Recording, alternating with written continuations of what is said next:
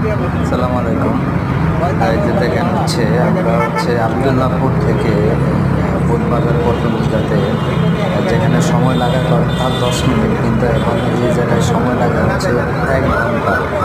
তো আমার এত রাস্তাঘাটে এত কিছু 4 লেনের রাস্তা করে কী না বলি, যেখানে এই রাস্তা হওয়ার আগেও আবদুল্লাহপুর থেকে এই বুধবাজার পর্যন্ত আসতে সময় লাগবে সর্বোচ্চ 30 মিনিট। আর এখনও সেইখানে রাস্তা করার পরে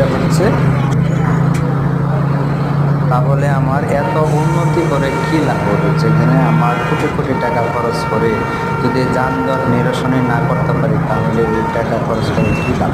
এ দেখেন অনেক লোকজন যানজটের কারণে হেঁটে যাচ্ছে, আমিও হেঁটে যাচ্ছি।